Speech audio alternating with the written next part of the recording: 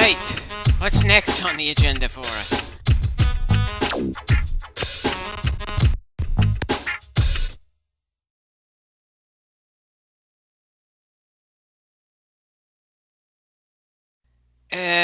We already beat down the guy who attacked us when we were fighting Malenko.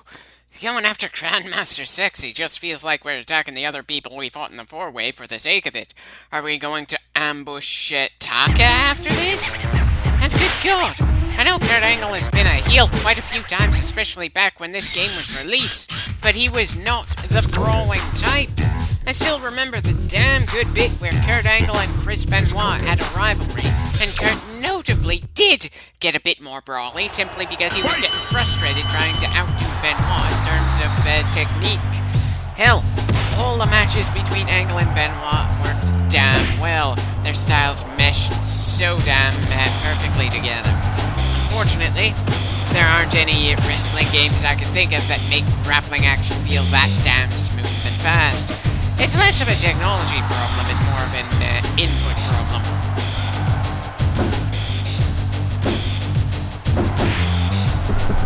Wait, how the hell did his kick hit us when his foot went several feet above us? And just why did the pool cue miss him when we should have been striking his knees? Bloody hitboxes. I suppose I should just be impressed that the weapons don't just completely disappear when they touch the ground like they did back in WrestleMania 2000. I'm sure there's some point where they essentially break and disappear, but it's not so easy to get rid of weapons in this one.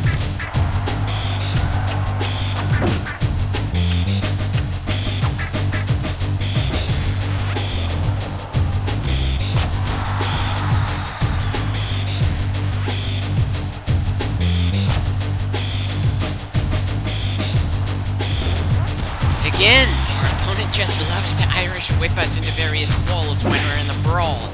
Excuse me for essentially fighting the same in a backstage brawl as I would in a center stage match. Sure, throwing people all over the place lets you see more of the environment. Frankly, there's not that much worth seeing here. We're in a bar, which just happens to be in whatever stadium the WWF decided to do their show in tonight. Okay, so now he's thrown us into the hallway. All these Irish whips have any actual benefit whatsoever, or is it just some iffy programming here?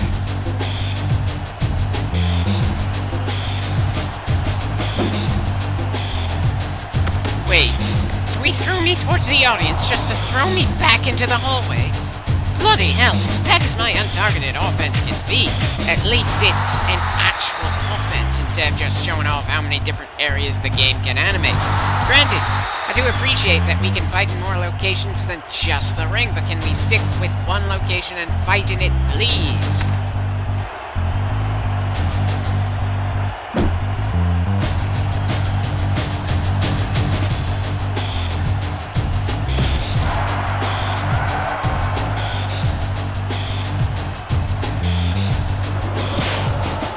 Kurt doesn't even have enough hair for you to pull that way. Sure, he's not outright bald, but good luck getting a grip on that, folks. Especially a grip solid enough to throw a man to the ground with.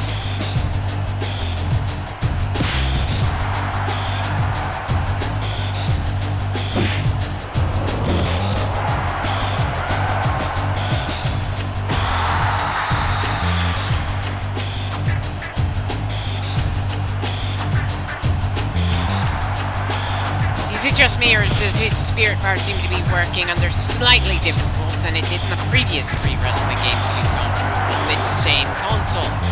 Because part of me can't help thinking Grandmaster's spirit power should have risen after that particular attack.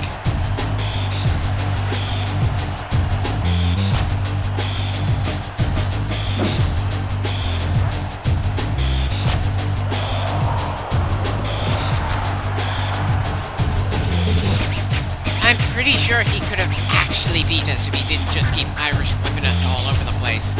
While I'm sure it's done his momentum some favors, the damage it's actually done to us doesn't seem to be all that much.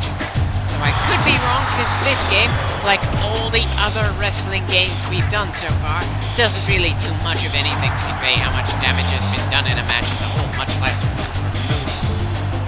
Wait, we're doing this brawl during SummerSlam? I'm sorry, I thought this was Raw. Mostly because during the Attitude Era, you could have a number of matches going on during a weekly show that feel pay-per-view quality, and it's not like this game can really pull off the sort of matches you can see live, even with the clearly amazing amount of effort and content that they stuffed into the cartridge. That era of wrestling was just downright insane. Granted, it was not a sustainable level of insanity, but still, hard not to miss it, even if it did have some aspects I'd rather did not come back. Things like the headshots with steel folding chairs, the numerous matches with no clean winner or loser due to interference, and various other kinds of bullshit. The lack of respect for the tag team or women's division, as everyone only really focused on what was going on with the major, absolute singular title. But then, I suppose outside of the 80s, there wasn't really much of a tag team division period. Especially since Vince McMahon was convinced that people only care about single superstars and have this obsession with breaking up teams whenever he could. Anyway, all that fighting, and we only get a 2 count from it all. What the hell? Are the people in this game just all made of iron or something?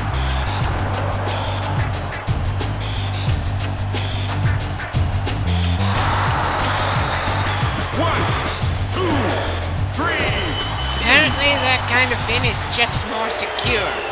I don't know if I should find it funny that the audience is booing the guy who should be the face in this story simply because Kurt Angle was generally a heel back then, or the ridiculousness that we started the fight in the bar and nearly ended it inside the ring as if this was a sanctioned fight.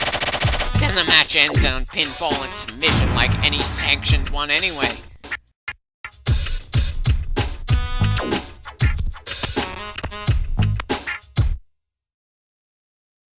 I'd ask who has the advantage, but I suppose that's a stupid question.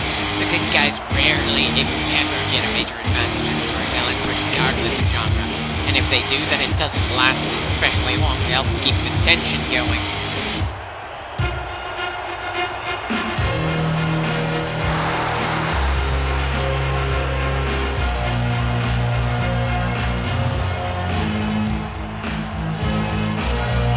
Well, we stand a chance in a one-on-one fight, but then I suppose you're going to show that the 2 guys we took out are just taken out as we hoped.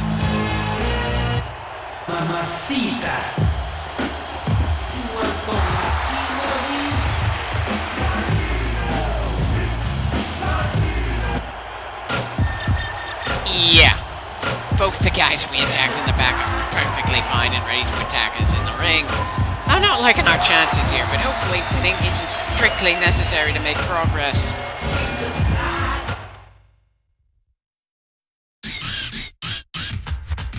Let's cook it.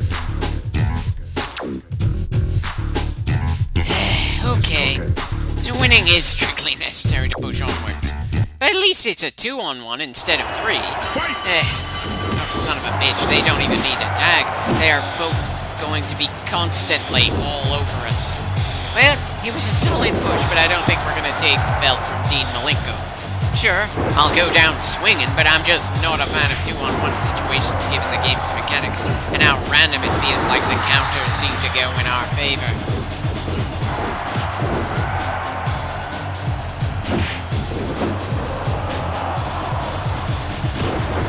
Huh. I'm doing better than I was expecting, considering how much trouble each guy gave us individually. It's still gonna be annoying as hell to take them both on, and I don't like our chances overall, but at least the odd drop in AI difficulty for this match made it a bit more fair. Assuming, of course, you could ever call a handicap match fair. Right. I suppose it makes sense they can interrupt us ramming our shoulder into the other guy in the corner. Then it makes sense for them to interrupt absolutely everything we've done since it's 2 guys at once here. And our main method of offense implies we're taking on just 1 guy at a time.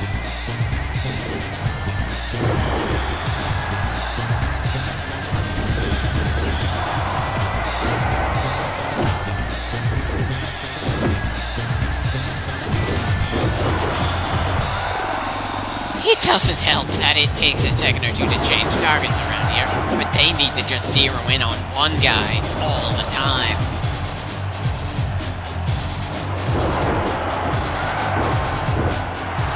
Okay, really wasn't expecting to get a special going here, but again, I'm not all that clear how to do Kurt's signature moves. That's as much of a handicap as fighting two guys at once.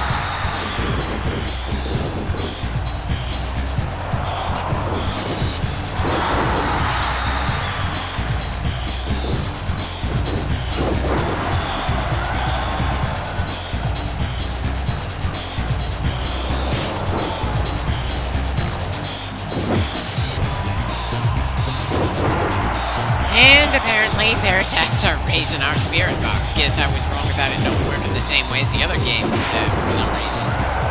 Maybe it only works that way for the player, or maybe I'm just not realizing enough here. Sorry, I don't know the intricacies of the combat system, even though this is the first game we've gone through that has it. If I did know it inside and out, then I'd be a good deal more confident about our chances here. Chances that got a lot worse when they do double team moves like that.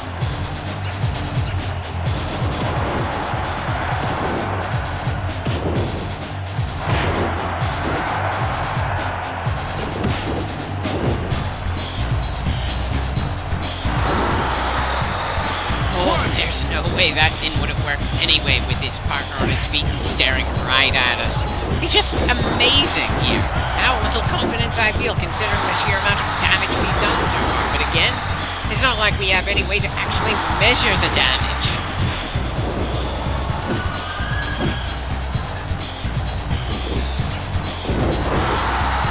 Right. Looks like Grandmaster is starting to gain some momentum of his own. Momentum that let him turn that futile pin attempt against us. Still, I like the fact that we managed to make Eddie bleed. Not that I can really say how, considering we probably did a lot more damage than Target said in the first match we did for the spell.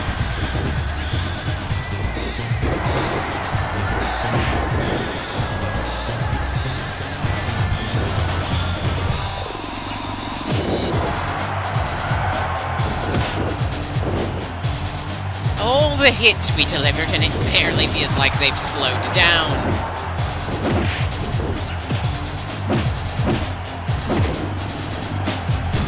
Speaking of slowed down, those first splits are probably not doing our mobility any favors. Not that I've felt especially mobile in the way I've fought these guys. I just keep going at them and swinging or throwing them around, hoping they start to wear down.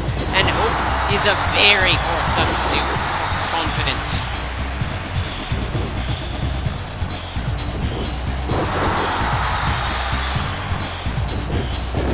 So, I'm on danger, but still able to knock him off his feet on the ground? Well, at least I decided to get out of the ring and try to gain my bearings, even if it's probably not going to help at all. Especially since there are no countouts in this match, and they aren't going to just let me isolate one of their guys for long.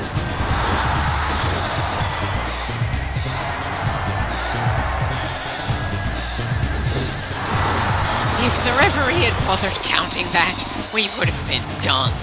That's certainly a very evident sign that we're in crappy shape right now, though I'm genuinely surprised that Grandmaster Sexy hasn't been doing anything to help Eddie Guerrero out here. Sure, pinfalls and submissions don't really mean much of anything outside of the ring in this match, but we're still wearing down his partner, even if they aren't a consistent tag team partner sort of deal. It's generally a bad form to just stand around and let your ally take a beating, while you just relax and pose.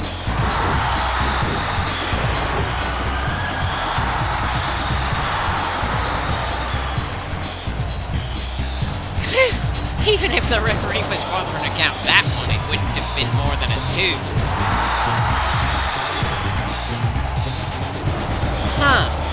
For that second one, it might have actually gone to 3 if the ref counted, though I could be wrong there. Not that it matters, since we'd have to wear down the other guy too. The guy who finally decided to get out of the ring and get back to double teaming us. And, yeah, good.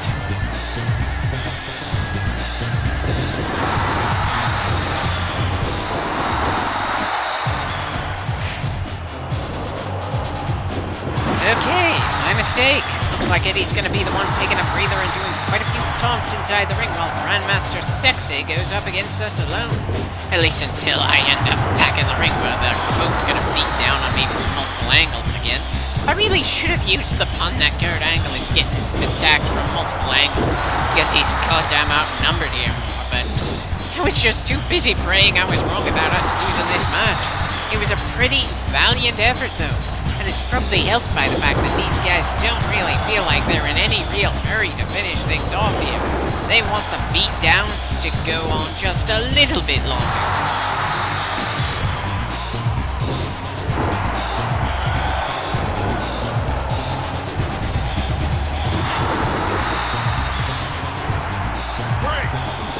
Or they just have as much trouble as I do avoiding rope breaks.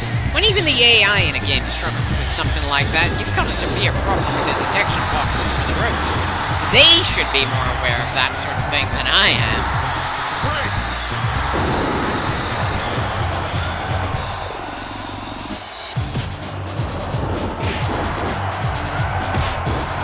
Great. I'm getting knocked down like a frail kid, and he's just standing there looking insulted that we bumped into him.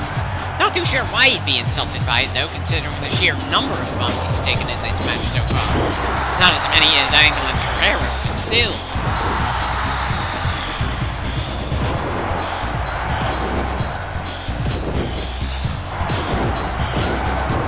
Wait, they could always interrupt the shoulder smashing attack there, then why didn't they do so before? Give me some kind of false sense of confidence or something?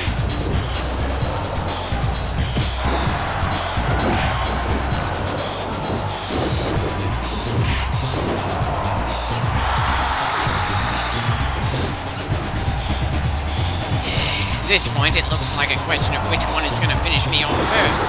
I don't see how I'm going to turn it around when both of their spirit bars are that high.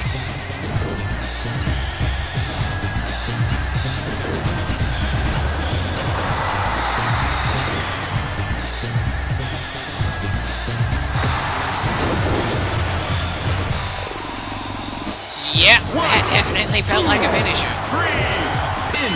And that's all she wrote for the Light Heavyweight Championship in this game.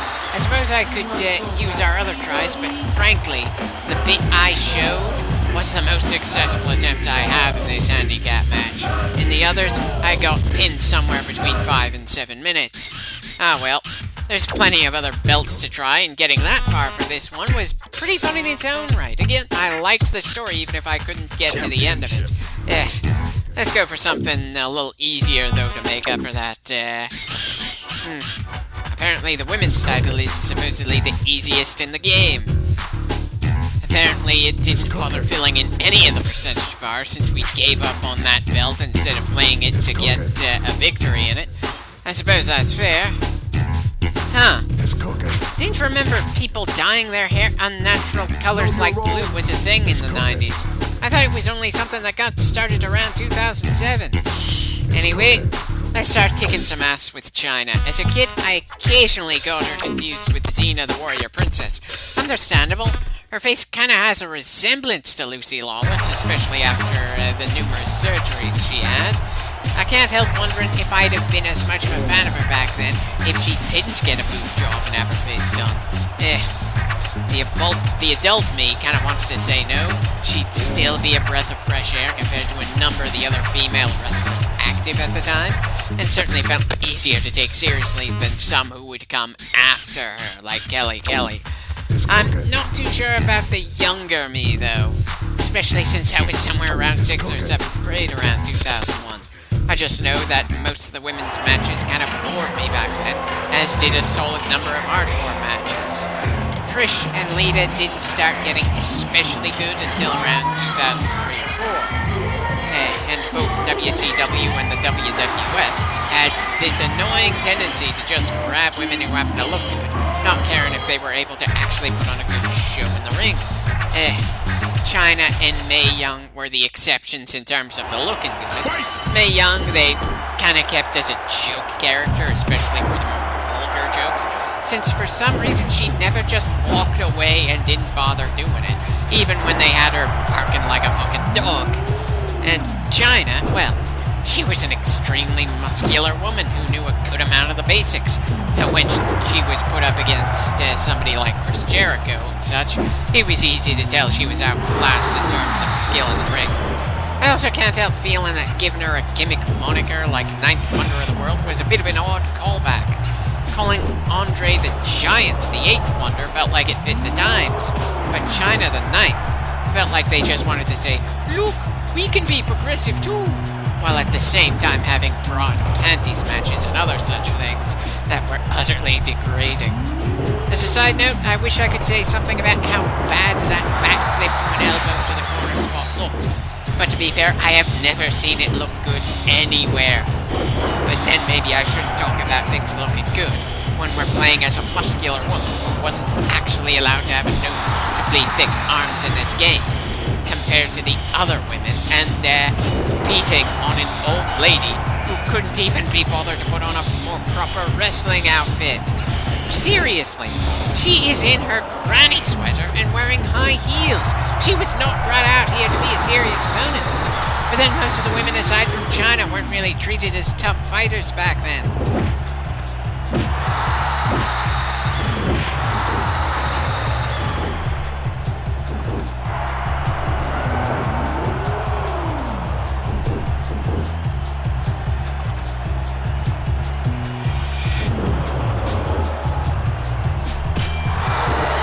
I'm sorry, how does a kick to the crotch like that drop a woman? I mean, sure, a strike to just the right place is gonna hurt, regardless of the genitals. But the sound effect and the physical reaction there implied there were testicles down there. A bit awkward. But then this entire match is a bit awkward.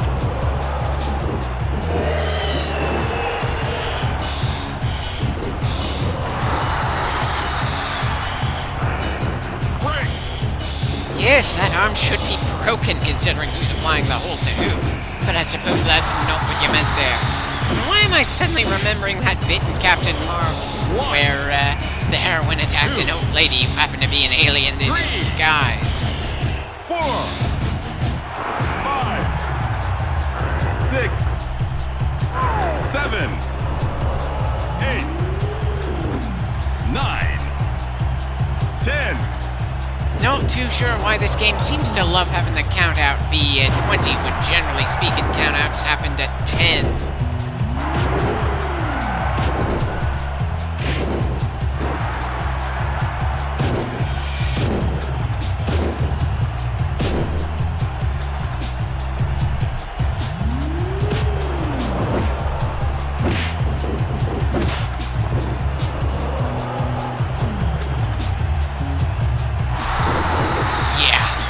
Giving her a finisher is just adding an exclamation point to this slaughter, but after the 2-on-1 we went through before this match, this is oddly cathartic. Even if this poor lady had nothing to do with our trouble from before. 1, 2, 3. Yeah, definitely a very one-sided fight, but then the women's title is considered the easiest in the game. The rest of our time going after this, then defending this belt, should go about the same as this match.